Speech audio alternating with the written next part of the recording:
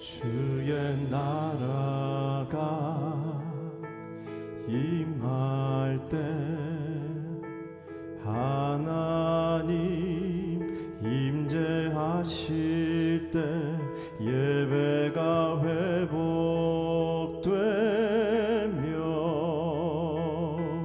기적은 일어나네.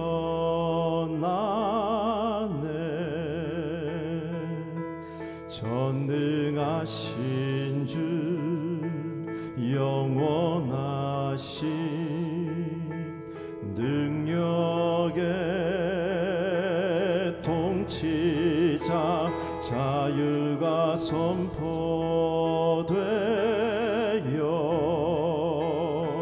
주 백성 돌아오네.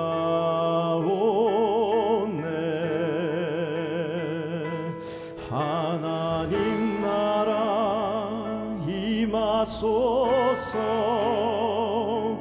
영광과 존귀 능력과 위엄 놀라운 사랑의 기적의 하나님 지금 이곳에 오소서.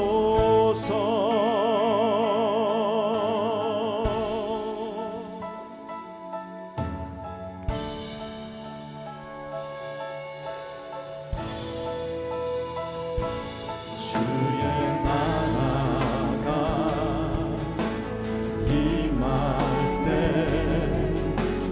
하나님 임재하실 때 예배가 회복되며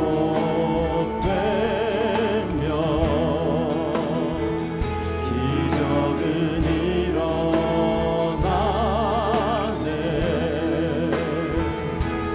전능하신 주 영원하신 능력의 통치자 자유가 선포되어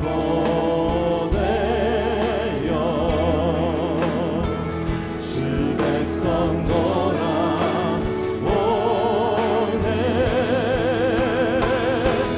하나님 나라 임하소서. 영광과 존귀 능력과 위엄 놀라운 사랑의 기적의 하나님 지금 이곳에 오소서. 하나님 나라 임하소서. 영광과 존귀 능력과 위엄 놀라운 사랑의 기적의 하나님 지금 이곳에 오소서.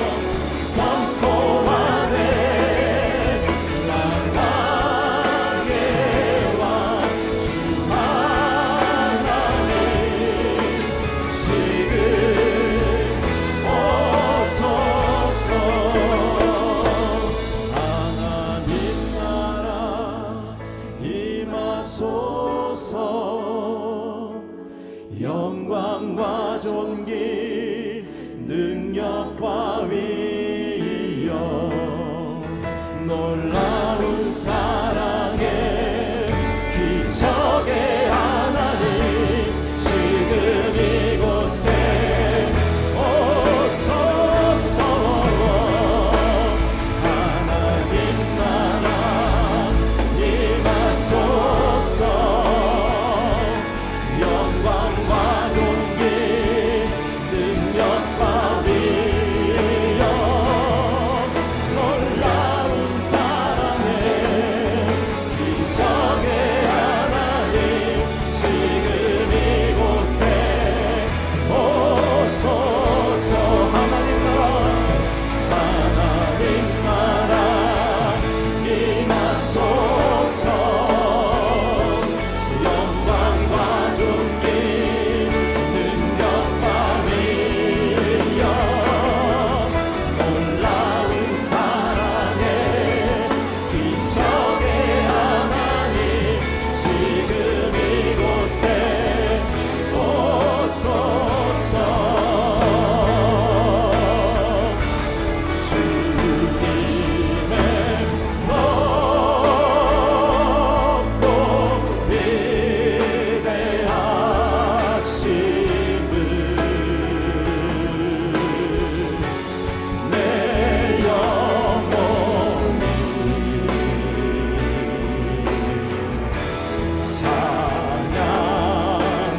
찬양하네 주님의 높고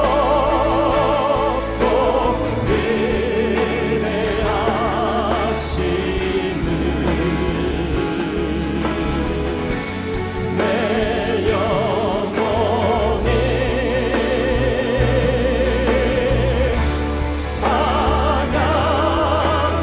찬양하네 주님의 높고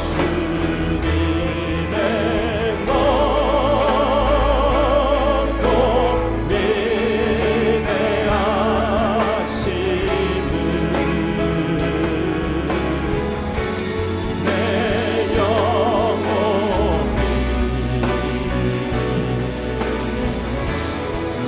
찬양하네 주님의 높고 위대하심을 내 영혼이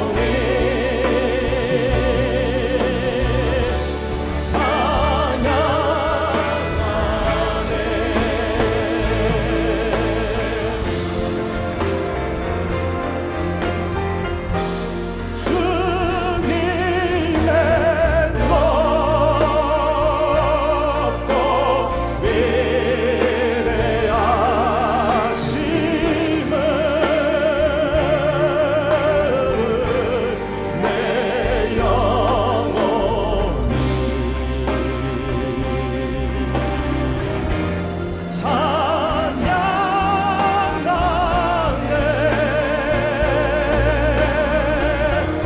주님의 높고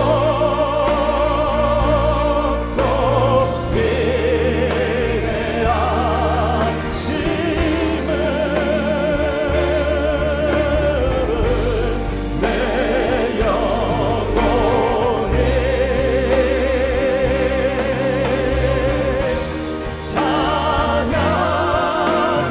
찬양하네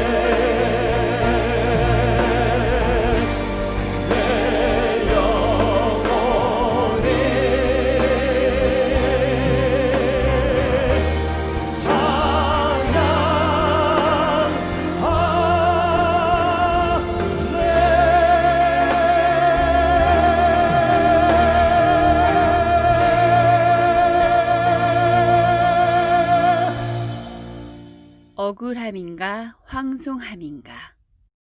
고린도후서 11장 7절로 15절까지 말씀입니다. 내가 너희를 높이려고 나를 낮추어 하나님의 복음을 값없이 너희에게 전함으로 죄를 지었느냐. 내가 너희를 섬기기 위하여 다른 여러 교회에서 비용을 받은 것은 탈취한 것이라. 또 내가 너희와 함께 있을 때 비용이 부족하였으되 아무에게도 누를 끼치지 아니하였음은 마게도냐에서 온 형제들이 나의 부족한 것을 보충하였음이라. 내가 모든 일에 너희에게 폐를 끼치지 않기 위하여 스스로 조심하였고 또 조심하리라. 그리스도의 진리가 내 속에 있으니 아가야 지방에서 나의 이 자랑이 막히지 아니하리라. 어떠한 까닭이냐 내가 너희를 사랑하지 아니함이냐 하나님이 아시느니라. 나는 내가 해온 그대로 앞으로도 하리니 기회를 찾는 자들이 그 자랑하는 일로 우리와 같이 인정받으려는 그 기회를 끊으려 함이라. 그런 사람들은 거짓 사도요 속이는 일꾼이니 자기를 그리스도의 사도로 가장하는 자들이니라. 이것은 이상한 일이 아니니라. 사탄도 자기를 광명의 천사로 가장하나니. 그러므로 사탄의 일꾼들도 자기를 의의 일꾼으로 가장하는 것이 또한 대단한 일이 아니니라. 그들의 마지막은 그 행위대로 되리라. 아멘. 우리가 사는 이 땅은 생각처럼 공정하거나 정의로운 곳이 아닙니다. 부주의한 일도 많고 불공정한 일들도 많이 일어나고 있습니다. 요즘 미국 내에서 일어나고 있는 인종 문제만 봐도 그렇지 않습니까? 흑인들을 비롯해서 유색 인종을 대하는 미국 사회의 모습을 공정하다고 말할 수는 없습니다. 최근에 일어난 Black Lives Matter라고 하는 이슈가 등장하기 훨씬 전부터 사실 미국 사회에 불공정의 일들이 많았습니다. 얼마 전에 미국의 CNN 뉴스가 보도한 바에 의하면 지난 8월 27일 억울하게 44년간을 복역했던 흑인 남성 한 명이 풀려났다는 보도가 소개된 적이 있습니다. 라니 롱이라고 하는 흑인인데요. 1976년도에 노스캐롤라이나에 있는 54세 난 백인 여성을 성폭행하고 강도를 저질렀다는 혐의로 체포가 되어 종신형을 선고를 받았습니다. 그동안 본인의 무고함을 그토록 호소했지만 받아들여지지 않았는데 최근에 재조사가 이루어진 것입니다. 그의 변호를 맡았던 듀크 대학 법학 교수인 제이미 라우라는 분에 의하면은 사건 현장에서 43건의 다른 사람의 지문과 DNA가 검출되었지만 재판에서 한 개도 증거로 채택되지 않았습니다. 이 사람이 범인이 아님을 증명해 줄 수 있는 알리바이도 있었고 결정적인 증거도 나왔지만 경찰이 고의로 이것을 빼버렸다고 합니다. 그냥 무고한 흑인 한 명을 기소한 것입니다. 요즘 한국에서는 증거는 있는데 혐의는 없다고 하는 코미디 같은 그런 검찰도 있긴 합니다만은 이건 반대 케이스라고 할 수가 있습니다. 증거는 없지만 혐의는 있다, 그런 이야기죠. 재미있는 사실은요, 그 당시 배심원 전원이 다 백인이었어요. 그리고 검사가 세웠던 증인들도 모두 백인밖에 없었습니다. 그러니 정당한 판결이 나올 수가 있겠습니까? 더구나 CNN이 보도한 바에 의하면 그 당시 노스캐롤라이나의 만연해 있던 레이셜 다이내믹스라고 합니다. 인종차별의 분위기가 판결에 결정적인 영향을 끼쳤다고 했습니다. 그래서 이 케이스를 소개하기를 불공정의 전형이다, Epitome of Injustice, 공정의 이름으로 행한 불공정의 전형. 이와 같은 현상이 흑인들에게만 해당되는 것은 아닙니다. 저희 같은 아시아인들에게도 동일하게 해당되는 것을 볼 수가 있습니다. 얼마 전에 로컬 신문에도 났었죠. 뉴포트 비치에 있는 한 식당에서 한국인 자매가 식사를 하고 있는데 한 백인 남성이 다가와서 얼굴을 똑바로 쳐다보며 우한으로 돌아가라는 그런 말을 했어요. 아마 중국인으로 착각을 한 것 같습니다만은 이런 인종차별적인 멘트가 어디 있습니까? 그래서 왜 그런 말을 하느냐 물었더니 나는 중국말을 모른다. I don't speak Chinese. I don't understand what you're talking about. 내가 할 말이 무슨 말인지 모르겠다. 나는 중국말을 모른다. 사실은 굉장한 모욕이죠. 쉽게 말하면 너 서툰 영어 못 알아듣는다, 그런 뜻 아니겠습니까? 근데 이 자매들이 미국에서 자란 코리안 아메리칸입니다. 미국에서 여성 의류 사업을 하면서 85만 명의 구독자를 가진 유튜버이기도 합니다. 이들의 영어가 서투르겠습니까? 나중에 이 사실이 SNS에 알려지면서 그 백인이 직장에서 잘리긴 했습니다만은 사실은 이것이 그들의 마음속에 자리 잡고 있는 백인 우월적 정서라고 말할 수밖에 없습니다. 여러분, 우리가 사는 이 땅은 공정한 세상이 아닙니다. 모든 것이 페어라고 정당하게 진행될 것이라고 기대한다면 큰 착각입니다. 세상적 가치관이라는 것 자체가 본질적으로 삐뚤어진 것이기 때문에 공평을 기대할 수가 없고 정의를 기대할 수가 없는 것입니다. 특별히 여러분과 저는 크리스찬인데 크리스찬으로서 이 땅을 살아가려면 수많은 부조리한 일들을 맞이할 수밖에 없습니다. 왜냐하면 우리가 추구하는 삶의 방향과 세상의 방향이 다르기 때문에 그런 것입니다. 그래서 세상은 끊임없이 진실을 왜곡하려고 하고 억울한 누명을 씌우기를 원하고 때에 따라서는 생각지 못한 고난과 박해로 우리를 공격해올 때가 있습니다. 이와 같이 부조리하고 부당한 현실에 대해서 우리는 어떤 반응을 보여야 될까요? 이것을 억울해하고 분노하며 살아야 될까요? 이것은 문제 해결에 도움이 되지 않습니다. 우리가 억울해하고 분노하게 되면 우리 자신만 상하게 할 뿐이지 아무 열매가 없습니다. 혹은 부당한 일을 행한 자들에게 폭력을 행사하고 안갚음을 하면서 살아야 될까요? 이것도 좋은 해결책은 아닙니다. 복수는 또 다른 복수를 낳고 폭력은 또 다른 폭력을 낳을 뿐 아무 열매도 맺을 수 없기 때문입니다. 그러므로 우리가 정말 크리스찬이라면 좀 더 성숙하고 좀 더 건강한 자세로 이 억울함을 다루어야 하는 것입니다. 그것은 하나님의 은혜를 기억하고 더 큰 뜻을 위해 나를 내려놓는 것입니다. 나의 권리를 주장하고 나의 몫을 챙기기보다는 차라리 당할지라도 더 큰 명제를 위해 하나님께 나의 삶을 드리게 될 때에 하나님이 기뻐하는 좋은 역사들이 일어날 수가 있는 것입니다. 저는 그 좋은 예가 창세기에 나오는 요셉의 케이스라고 생각을 합니다.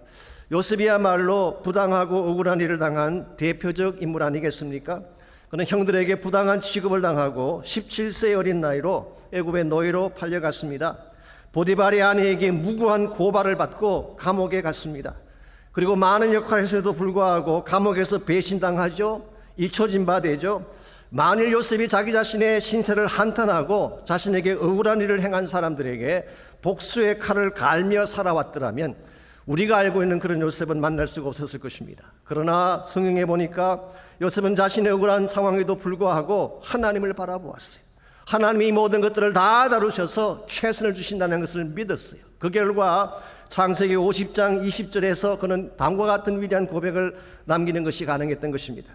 당신들은 나를 해하려 했으나 하나님은 그것을 선으로 바꾸사 오늘과 같이 많은 백성의 생명을 구원하게 하셨나니 당신들은 두려워하지 마십시오. 여기에 짧은 구절이긴 하지만 요셉의 인생을 주둔했던 두 가지 손길이 나와 있죠. 첫 번째는 사람의 손길입니다. 당신들은, 즉 사람들은 요셉의 인생을 해치는 일만 했어요. 억울하게 만들고 부당하게 행하고 감옥에 보내고 항상 악한 일을 그들은 자행했습니다. 그랬는데 두 번째 손길은 하나님의 손길입니다. 이와 같이 너희들이 행했던 모든 사악한 일들을 하나님은 선으로 바꿔주셔서 오늘과 같은 위대한 일이 있게 하셨다고 고백을 합니다. 이 고백 속에 요셉은 분명히 인식합니다. 내가 지금 갖게 된 이 모든 축복이 나 때문이 아니라 하나님 때문인 것을 고백하고 있는 것입니다. 내가 이와 같이 출세한 이유도, 총리의 자리에 오른 이유도, 내가 많은 사람 앞에 서임받게 되는 이유도 내가 잘났기 때문이 아니라 내 뒤에서 일하시는 하나님 때문이었다. 이와 같은 하나님의 축복과 은혜를 인식했기 때문에 그는 자신에게 주어진 축복을 당연시하며 본인만 누리려고 하기보다는 오히려 감사하고 황송해하며 자신들에게 해를 행했던 그 형제들을 용서하게 된 것입니다. 이와 같은 은혜에 대한 깊은 인식이 요셉을 겸손하게 만들었고 깨어졌던 가족을 다시 하나가 되게 했으며 한 걸음 더 나아가서 이스라엘 민족 탄생의 새로운 길을 열게 한 것입니다. 저는 이와 같은 것이 성숙한 반응이라고 생각합니다. 이것이 바로 선으로 악을 이기는 길이라고 생각합니다. 우리가 사는 이 시대 가운데서 우리가 견지해야 될 자세가 있다면 요셉이 보였던 이런 자세입니다. 나의 권리를 주장하기보다 하나님이 나에게 주시는 은혜를 생각하며 황송해야 하는 것입니다. 원수를 갚기보다 품고 용서함으로써 하나님의 뜻을 이루기를 소원하는 것입니다. 이와 같이 나 중심이 아니라 하나님 중심으로 사고를 하고 나의 뜻을 이루는 것이 아니라 하나님의 더 큰 목적을 이루기 위한 것에 나의 삶을 드리게 되면 여러분이 어떠한 억울한 일을 당하든지 어떠한 빼앗김을 당하든지 결과적으로 하나님이 기뻐하는 영광된 열매를 맺게 되는 것입니다. 이런 면에서 악한 시대를 살고 있는 여러분과 제가, 부당한 일을 많이 겪고 있는 여러분과 제가 어떻게 하면 이 사악한 세태 속에서 나에게 주어진 억울함에 얽매이지 아니하고 억울함을 넘어서서 더 큰 하나님의 비전을 향해 나아갈 수가 있을지 오늘 주신 본문을 중심으로 이것을 함께 정리해 보려고 합니다. 오늘 같이 읽은 본문에 보시면 억울한 상황임에도 불구하고 더 큰 하나님의 과제를 위해 당당하게 달려갔던 사도 바울의 모습이 오늘 본문에 기록되어 있습니다. 먼저 7절 말씀을 잠깐 보시면 그 당시 고린도 교회 안에서 이슈가 되었던 문제 하나가 암시적이지만 나타나 있습니다. 7절을 봅니다. 내가 너희를 높이려고 나를 낮추어 하나님의 복음을 값없이 너희에게 전함으로 죄를 지었느냐. 너희를 높임으로 그 말은 너희를 잘되게 하기 위해서 그런 뜻이에요. 나를 낮추었다는 말은 모든 것을 비우고 희생적으로 일했다 그런 뜻입니다. 쉽게 정리하면 사도 바울은 그동안 그들을 축복하고 그들을 잘되게 하기 위해서 자신의 모든 것을 비우고 고린도 지역에 가서 복음을 전한 것입니다. 그것도 값 없이 복음을 전했어요. 이게 왜 문제가 될까요? 이것이 왜 죄가 되는 것이냐고 바울이 반문하고 있습니다. 여기서 값 없이라고 하는 이 말은 문자 그대로 돈 받지 않고 그런 뜻이에요. Free of charge. 아무런 돈을 지불할 것을 요구하지 않고 공짜로 주었다 그런 뜻이. 실제로 사도행전 18장 3절에 보시게 되면 바울이 2차 선교 유행 때 고린도 지역에 들어가서 교회를 개척했죠. 그때 그는 장막 만드는 일을 하면서 자비량으로 사역을 했습니다. 본인이 직접 일터에 나가서 일을 하고 노동을 해서 그 돈을 가지고 교회 사역을 하고 교인들을 섬기는 일을 한 것입니다. 우리가 잘 아는 바처럼 원래 바울은 부잣집 아들이었잖아요. 손에 물 하나 묻히지 않고 공부만 하던 도련님 같은 그런 사람인데 그가 사역자가 된 후에 텐트 메이커가 됐어요. 직접 노동을 하며 복음을 전한 것입니다. 얼마나 아름답고 숭고한 헌신의 모습입니까? 그런데 이와 같은 바울의 모습을 반대자들이 문제시한 것입니다. 자, 왜 이것이 문제가 됐을까요? 복음을 전하는데 사례를 받지 않고 복음 전한 것이 왜 문제가 됐을까요? 요즘 우리의 상식으로는 이해가 되지 않지만 그 당시 헬라 사회의 관행을 생각해 보면 우리가 조금은 더 이해할 수가 있습니다. 당시 헬라 사회에서는요, 교사나 철학자가 강의를 하면 사례를 받는 것이 통례였어요. 그래서 말을 잘한다든가 강의를 잘하게 되면 사례를 많이 주고 말이 신통치 않으면 사례를 적게 주거나 아예 안 주는 경우가 있었다고 합니다. 즉 강사가 받는 사례의 액수가 그 강사의 가치를 결정하는 그런 사회적 경향이 있었어요. 그런데 지난주에 말씀드린 것처럼 바울이 말을 잘했나요 못했나요? 말을 잘 못했어요. 이것이 반대자들에게 핑계거리가 된 것입니다. 봐라, 사울이 왜 사립이 못 받는지 아느냐? 말을 잘하고 잘하지 못하고 무능력해서 그런 것이다. 이걸 보게 되면 바울의 사도의 자격이 없다는 것이 명백하게 드러난 것 아니냐. 이와 같이 바울의 선한 뜻을 왜곡하고 사도직의 그 내용까지도 부정한 것입니다. 이것만큼 억울하고 부당한 처사가 어디 있겠어요. 사실은 열심으로 자신을 희생했는데 진심을 가지고 그들을 섬겼는데 오히려 당신이 무능해서 돈 받지 못한 거고 당신의 사도직의 자격이 없기 때문에 그런 것이라고 이와 같이 규정할 때 우리라면 어떤 마음을 느꼈을까요? 당연히 분해하고 억울해할 것입니다. 그런데 성경을 보게 되면 바울은 이것 때문에 마음이 상해하거나 의기소침해진 적이 없습니다. 오히려 그들이 뭐라고 평가를 하든 상관하지 아니하고 바울은 고린도 교회가 해야 될 마땅한 일을 권면하며 앞을 향해 전진해 간 것입니다. 이것이 우리가 지금까지 함께 공부했던 고린도서의 내용 아니겠습니까? 어떻게 이것이 가능했을까요? 나에게 억울한 일이 주어졌는데 부당한 평가가 주어짐에도 불구하고 그것에 개의치 아니하고 어떻게 마땅히 해야 될 복음 사역을 위해 전진해 갈 수가 있었을까요? 바울은 하나님 안에서 정말 해야 될 더 큰 뜻을 보았기 때문에 그게 바로 하나님 나라였습니다.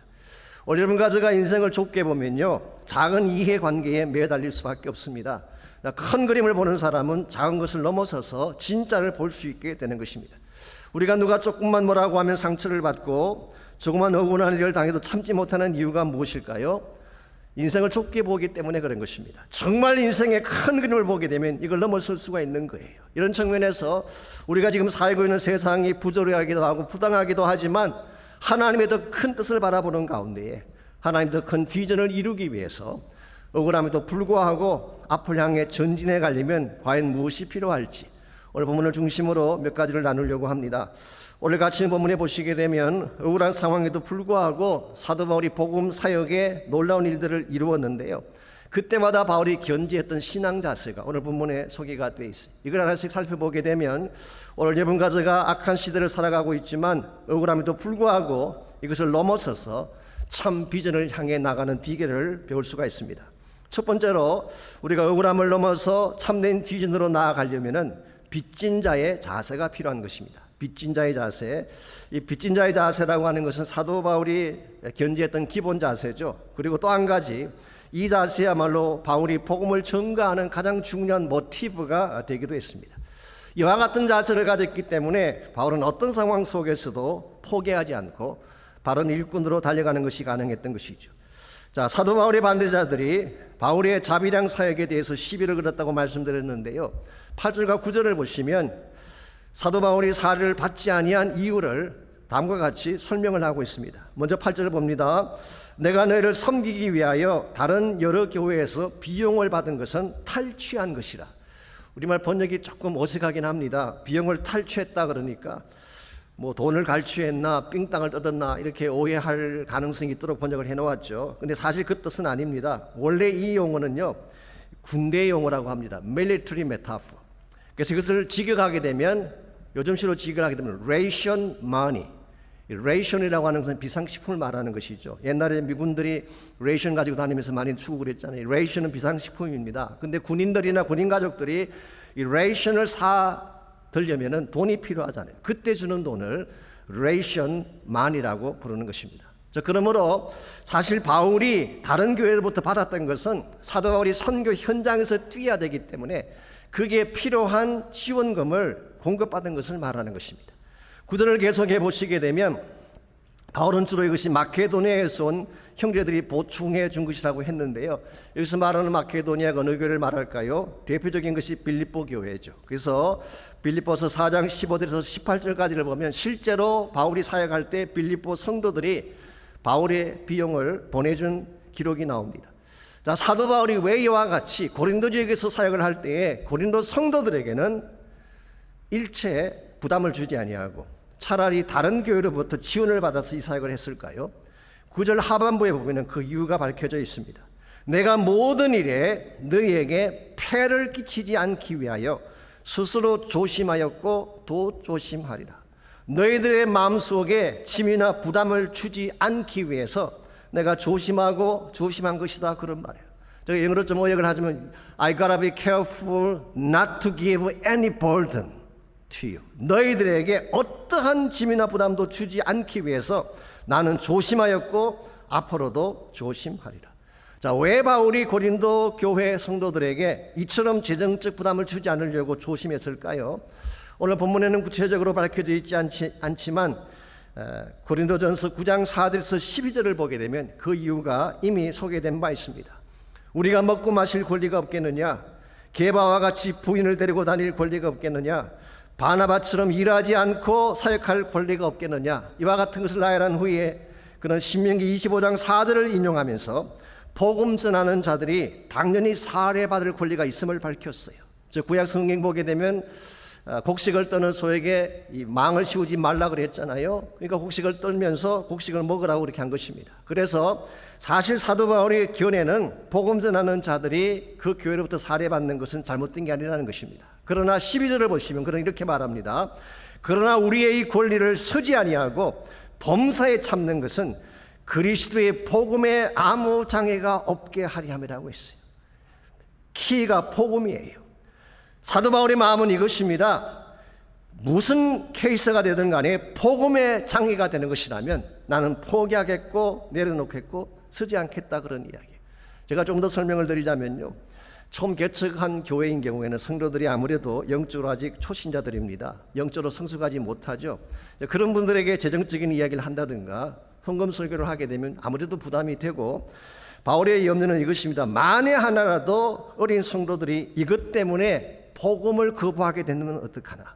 그래서 복음의 장애가 되는 것이라면 차라리 내가 먼저 개척했던 교회인 빌립보교나 다른 교회로부터 지원받아서 살지언정 이들에게는 부담을 주지 않겠다. 이게 사실 바울이 가지고 있던 인텐션이에요.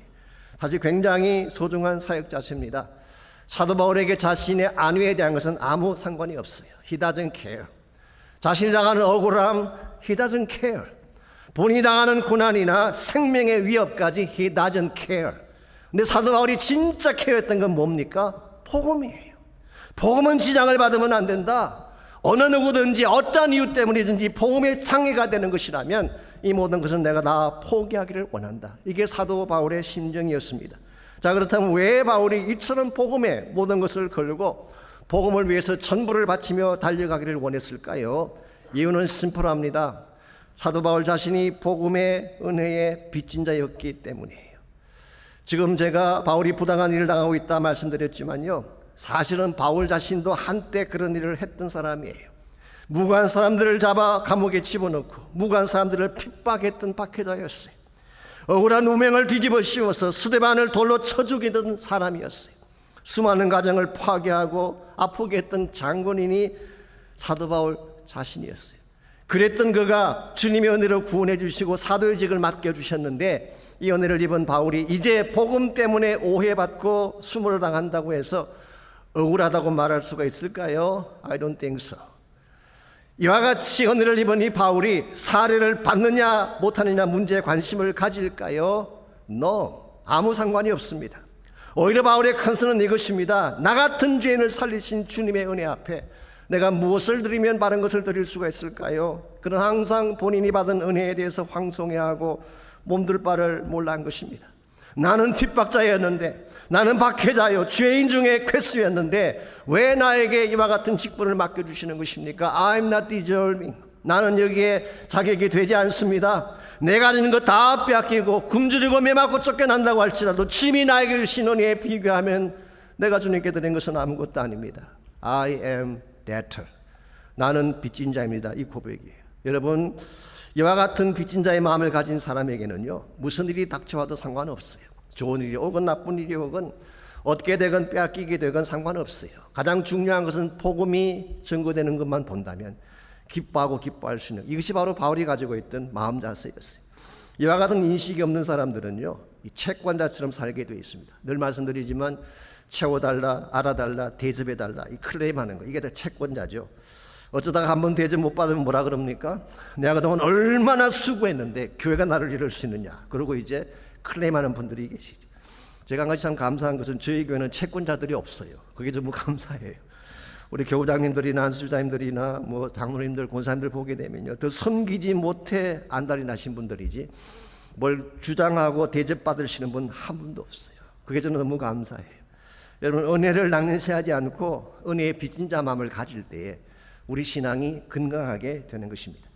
여러분이 잘 아시는 그 빙점이라는 소설의 저자 미우라 아야코라는 일본 분이 계시죠. 이분이 이런 말씀하신 적이 있습니다. 은혜에 익숙한 것은 무서운 것이다.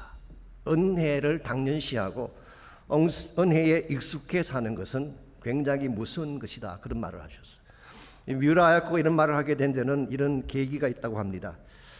이분은 투병 생활을 많이 한 분 아닙니까? 한 분은 병상에 누워 있을 때에 많은 분들이 그를 찾아오셨어요.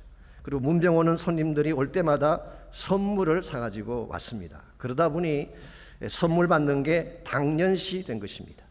당연히 받는 게 당연한 거예요. 그랬는데 하루는 오랜 친구 한 명이 문병을 왔는데 빈손으로 온 것입니다. 그때 아야코가 속으로 물건 대신 봉투를 갖고 왔겠지 생각했어요. 그런데 친구가 오랫동안 이야기를 하고 떠나가는데 그냥 가는 것입니다. 그때 아야코는 또 생각합니다. 아마 봉투 내놓는 걸 잊어버리고 갔나 보다. 가다가 깨닫고 황급히 돌아오겠지, 그렇게 생각을 했어요. 근데 아무리 기다려도 안 돌아오는 것입니다. 그때 화가 나기 시작했대. 이런 배은망덕한 친구 같으니라고 너가 나에게 이렇게 할 수 있냐. 이 습습한 마음이 치솟아오르기 시작한 것입니다. 근데 그 순간 미우라 아야코는 소스라치게 놀라며 깨닫습니다. 나도 모르는 사이에 선물을 당연시하는 내가 되어버렸구나. 받는 것에 익숙해서 은혜를 당연시하는 것이 이렇게 무서운 것이구나. 이 사실을 깨닫고 하나님께 기도하기 시작했다고 합니다. 하나님, 은혜에 익숙해지지 않도록 날마다 나를 깨워주십시오. 은혜를 황송해할 수 있는 마음을 나에게 심어주십시오. 이와 같은 자세로 살아갔기 때문에 그의 남은 생애가 더 아름답게 주 앞에 쓰임받은 것입니다. 여러분과 저에게도 동일한 기도가 필요하다고 생각합니다. 우리가 받은 은혜 결코 당연한 것이 아니기 때문에 우리가 받은 모든 은혜는 특별한 것이고 과분한 것입니다. 내가 구원받은 게 당연한 것입니까? 아니에요. 과분한 것입니다. 오늘 내가 살아있다는 것이 당연한 것일까요? 아닙니다. 과분한 은혜예요. 내가 건강하고 내가 예배 드릴 수 있다는 사실이 당연한 것 아닙니다. 과분한 하나님의 은혜예요. 우리가 이 사실을 인식하고 하나님의 은혜 앞에 황송해할 줄 알아야지 우리 신앙이 건강해지고 설사 내가 억울한 일을 당한다고 할지라도 그걸 넘어설 수가 있게 되는 것입니다. 이런 측면에서 여러분과 제가 정말 이 억울함을 넘어서서 참 비전을 향해 나가기를 원한다면 이 하나님 은혜에 대한 빚진 자의식을 꼭 가지시기를 바랍니다. 두 번째로 진실함에 대한 확신이 필요합니다. 우리가 억울한 일을 당했을 때는요, 하나님 안에서 나의 모습을 먼저 점검해 봐야 됩니다. 내 모습이 진짜 하나님 보실 때 진실하냐, 이걸 먼저 확인을 하셔야지 여러분이 억울함을 넘어설 수가 있는 것입니다. 그런데 만일 내가 거짓된 것이 발견되고 당당하지 못한 것이 있다면 나의 상황을 억울해 한다는 것이 말이 안 되잖아요. 이런 면에서 내 안에 있는 진실성을 확인을 해야 되는데 10절 말씀 보시게 되면 바울은 여기에 대한 분명한 확신이 있었던 것을 볼 수가 있습니다. 그리스도의 진리가 내 속에 있으니 아가야 지방에서 나의 이 자랑이 막히지 아니하리라. 여기 보게 되면 그리스도의 진리가 내 속에 있다. Truth of Christ is in me. 그리스도의 진리가, 저 그리스도가 가지신 진리의 말씀을 의미할 수도 있고 아니면은 진리라고 하는 그리스도라고 해석을 해도 돼요. 그리스도의 진리가 내 안에 있다. 그러므로 내가 무슨 일을 하든 이것은 나의 자랑이 잘못된 거 아니라는 것을 선포한 것입니다. 그는 이와 같은 말을 하는 것입니다. 내가 살해받지 않으니까 누구에게 보이려고 하는 가시적인 행동인 줄 아는 분이 있는데 아니라는 것입니다. 나의 약점을 감추기 위해서 프리텐드하는 행동이 아니라 진실된 나의 모습이다. 내 안에 계신 그리스도의 진리가 이것을 입증해 준다. 그런 이야기예요. 오늘 여러분과 제가 하나님 일을 할 때에 이런 확신이 있어야지 바르게 할 수가 있는 것입니다. 우리가 아무리 많은 걸 이룩한다고 하더라도요, 진실함이 결여된다면 그 사역은 결단코 성공이라고 말할 수가 없습니다. 하나님께서 찾으시는 것은 우리 안에 진실성이 있느냐예요. 우리는 외형을 꾸미기를 좋아하고 겉모양을 화려하게 꾸미기를 좋아하지만 하나님은 그 관심 없었어요. 내 안에 truthfulness, 진실성이 있는가를 찾으시는 것입니다. 이와 같이 사도 바울의 마음속에는 그리스도의 진리가 그와 동행했고 그 안에 있었다고 고백을 했는데요. 그렇다면 바울을 반대했던 사람들은 어떤 모습을 갖고 있을까요? 오늘 13절에서 15절을 보시면 그들의 모습이 바울의 모습과 잘 대비되어 소개가 되고 있습니다. 13절에서 15절, 그런 사람들은 거짓 사도여 속이는 일꾼이니 자기를 그리스도의 사도로 가장하는 자들이라. 이것은 이상한 일이 아니니라. 사탄도 자기를 광명의 천사로 가장하나니 그러므로 사탄의 일꾼들도 자기를 의의 일꾼으로 가장하는 것이 또한 대단한 일이 아니니라. 그들의 마지막은 그 행위대로 되리라. 여기 보게 되면 가장한다는 표현이 3번 반복해서 등장하고 있죠. 헬라말로 메타스키마티조라는 이 단어는 사실은 가면 무도에 갔을 때에 얼굴에서는 가면을 의미한다고 합니다. 그래서 많은 영어 성경 번역들이 masquerade라고 번역을 했어요. wearing mask, 마스크를 쓴다 그런 뜻이. 여러분 마스크를 쓰게 되면 그 밑에 진짜 얼굴이 무엇인지 드러나지 않잖아요. 자신의 추한 얼굴, 깨어진 얼굴을 다 가릴 수 있기 때문에. 비근한 애로 요즘 코로나 때문에 다 마스크하고 다니는데 불편한 것은 사실이지만 또 한편으로 좋은 면도 있습니다. 자매님들 경우는 화장할 필요가 없잖아요. 굳이 변장을 안 해도 자동 변장이 되니까 화장할 이유가 전혀 없습니다. 물론 평소에 미모가 있는 분들에게는 좀 불리할지 모르지만 제 같은 경우에는 상당히 유리합니다. 제 얼굴의 약점을 잘 커버해 주기 때문에. 이와 같이 무엇을 가리는 것이 마스크인데요. 오늘 본문에 나오는 바울의 대적자들의 경우는 그들의 영적 신분을 가면으로 가린 것입니다. 13절을 보시게 되면 그리스도의 사도로 가장을 했다고 했고 14절에서는 광명의 천사로 가장을 했다고 했고 15절에서는 의의 일꾼으로 가장한다고 했어요. 하여튼 좋다는 타이틀은 다 가져다가 자신들의 모습을 가장한 것입니다. 이게 바로 사탄이 하는 일입니다. 그러나 여러분 기억하실 것이 뭡니까? 겉을 이렇게 꾸민다고 거짓이 진실로 바뀔까요? 악한 사탄이 광명의 천사로 변할까요? 겉을 거룩하게 장식한다고 사탄의 일꾼이 의의 일꾼 되겠습니까? ridiculous한 그와 같은 발상이죠. 있을 수가 없는 것입니다. 사실 성경은 아닙니다만은 모세의 묵시록이라고 하는 책이 있습니다. Apocalypse of Moses라는 책인데요. 원래는 1세기경의 그 Semitic language, 아마 그 유대인들의 글로 기록된 책이었는데 나중에 그릭 버전이 나오고 헬라말로 된 버전이 나오고 나중에는 라틴 버전까지 나왔다고 합니다. 그게 보게 되면 에덴에서 쫓겨난 하와가 그 옛날을 회상하는 장면이 나옵니다. 하나님 보좌 곁에서 너무나 밝고 빛난 모습으로 찬양하는 천사를 바라보는 그런 장면이에요. 너무나 아름다운 천사였는데 나중에 알고 봤더니 그 천사가 사탄이더라는 것입니다. 그래서 이 광명의 천사로 가장한다는 게 바로 이런 것입니다. 안에는 사탄이 들어있는데 그 모양은 아름다운 입술로 찬양을 하는, 이것만큼 가정스럽고 소름 끼치는 일이 어디 있겠어요. 오늘 악한 영들이 하는 일들이 이와 같은 일인 것입니다. 그들은 겉모양을 꾸미고 외형을 가면을 섬으로 말미암아 진리를 감추려고 하고 하나님의 영광을 가리려고 하지만 그러나 그것은 통하지 않습니다. 오늘 여러분같이 심령 가운데는 이와 같은 허황된 가면이 아니라 그리스도의 진리가 있어야 돼요. 진리의 말씀이 우리 심령 속에 내주하고 진리 자체이신 예수 그리스도가 우리 안에 reside 하실 때, indwelling 하실 때에 우리의 삶은 잘못된 길로 끌려가지 아니하고 바른 길을 향해서 하나님이 기뻐하는 거룩한 목적을 향해 나갈 수가 있는 것입니다. 이와 같이 우리가 억울함을 넘어 하나님 비전을 위해 살기를 정말 원한다면 1차적으로 바른 자세가 필요합니다. 그것은 바로 빚진 자의 자세요, 황송함의 영성을 갖는 것입니다.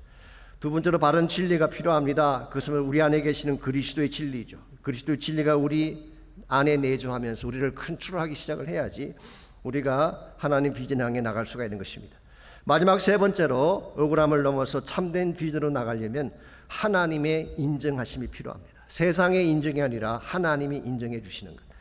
여러분, 세상이 우리를 부당하게 다루든지 억울하게 다루는 것은 어쩔 수가 없습니다. 말씀드린 것처럼 본질적으로 세상은 부조리한 것이고 또 적대적인 마음을 가진 자들이기 때문에, 그러므로 세상 사람들에게 인정받거나 박수를 기대하는 것 자체가 무리일지 모릅니다. 그러나 세상이 우리를 어떻게 다루든 우리의 진짜 관심사는 뭐냐고 하면 하나님이 나를 어떻게 보실 것이냐, 이게 가장 중요한 관심사예요.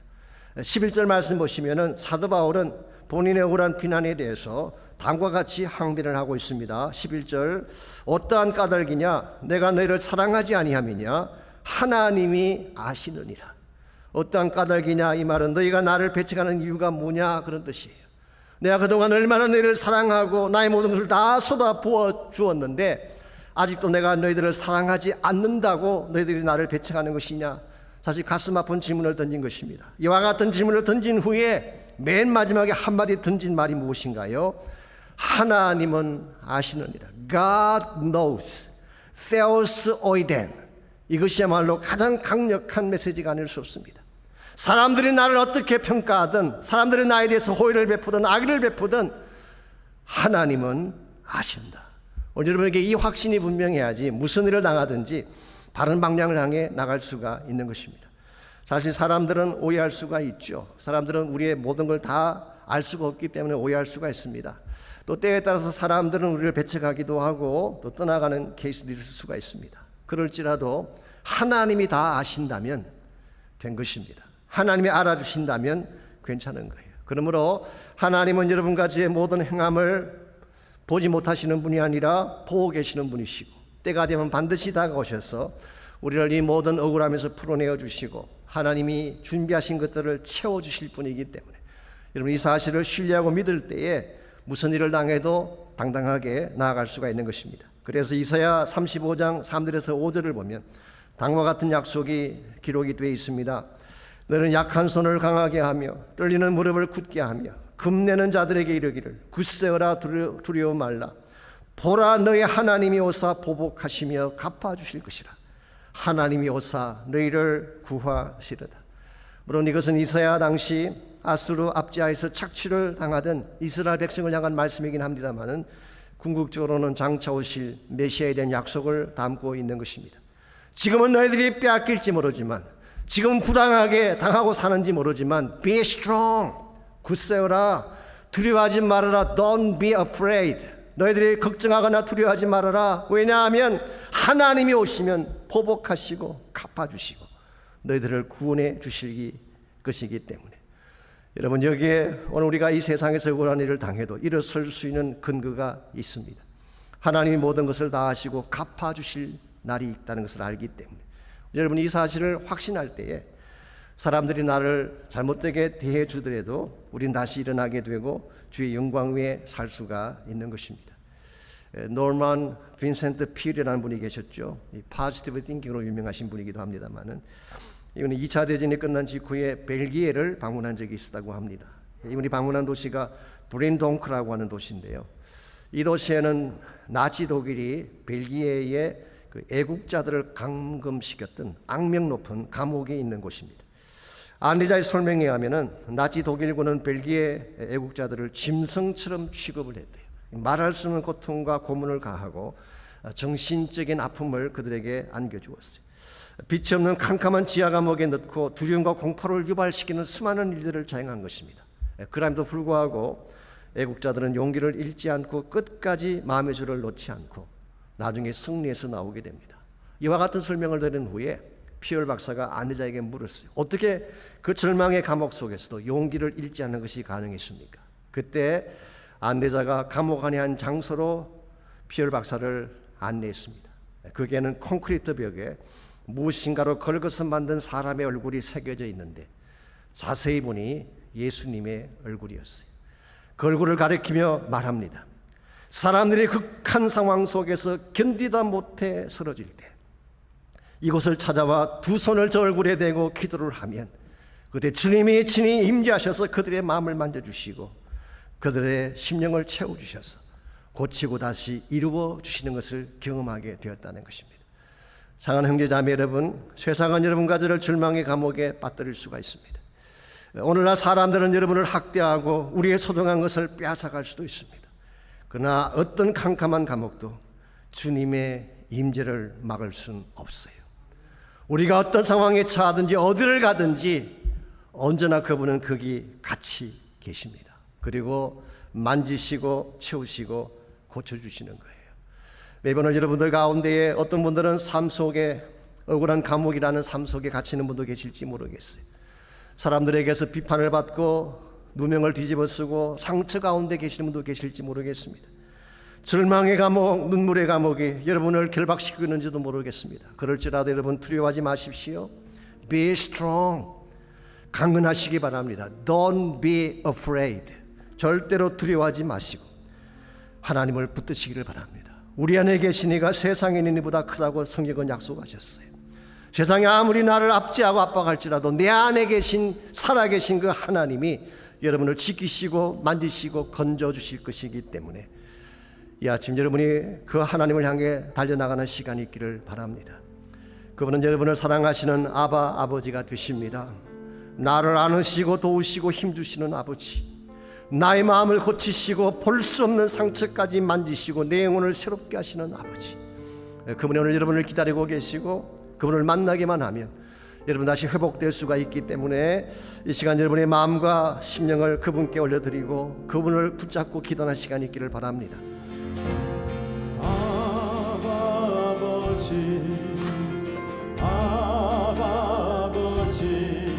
나를 안으시고 바라보시는 아버지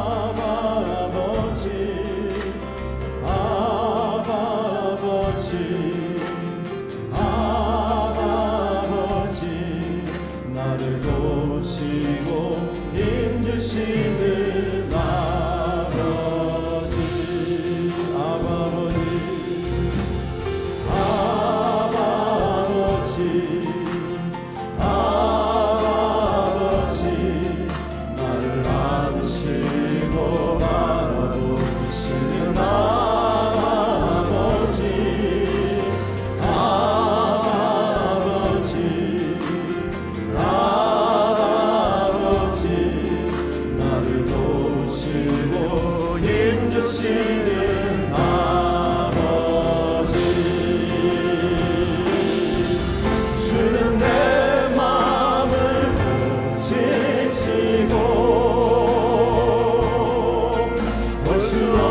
상처 만지시네.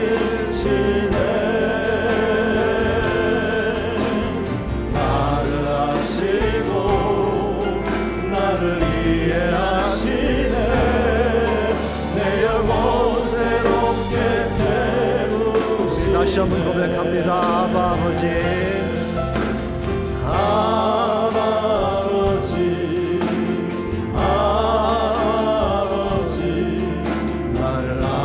아시고 바라보시는 아버지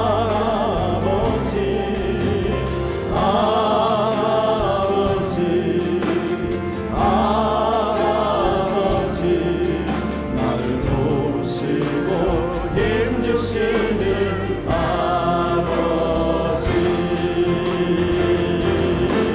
주는 내 마음을 고치시고 볼 수 없는 상처 만지시네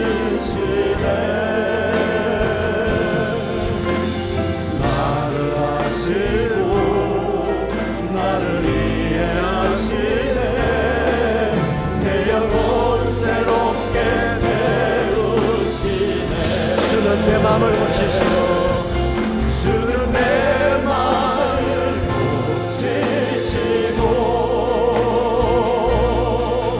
볼 수 없는 상처 만지시네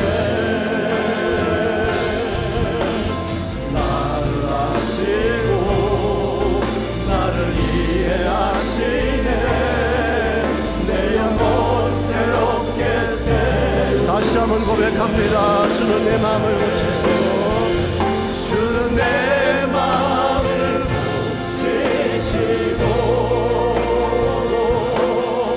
볼 수 없는 상처 만지시네 나를 아시고 나를 이해하시네 내 영혼 새롭게 세우시네 다시 한번 고백합니다 주는 내 마음을 고치십니다 주는 내 마음을 고치시고 볼 수 없는 상처 만지시네 나를 아시고 나를 이해하시네 내 영혼 새롭게 세우시네 하나님 감사합니다. 나를 사랑하시는 그 하나님이 우리 가운데 임재해 계신 것을 감사합니다. 내 마음을 고치시며 내 속에 숨어있는 상처까지도 치유해내시며 마침내 내 심령을 새롭게 하여 주의 영광 가운데 거하게 하실 그 하나님 우리가 늘 바라보게 하시고 믿음 가운데 견고하게 서서 주의 능력을 붙잡게 도와주셔서 세상이 우리를 핍박하고 현실이 우리를 속이고 수많은 상처와 억울함을 안겨준다고 할지라도 살아계신 주 예수 그리스도의 이름 때문에 담대하게 일어서서 주의 나라 영광과 하늘나라 비전을 위해 달려갈 수 있는 저희 모두 되게 하여 주시옵소서. 이제는 우리 구주 예수 그리스도의 은혜와 하나님 아버지의 무한하신 사랑과 성령님의 충만한 임재하심이 이 시간 주 앞에 나와 전심을 다해 예배하고 찬양한 주의 백성들과 각 가정에서 처소에서 온라인으로 예배하는 모든 사랑하는 주의 백성 한 분 한 분에게 그들의 가정과 삶의 터전과 자녀들과 자손들을 위해 이제로부터 항상 함께하여 주시기를 우리 주님 예수님의 이름으로 간절히 축원하옵나이다. 아멘.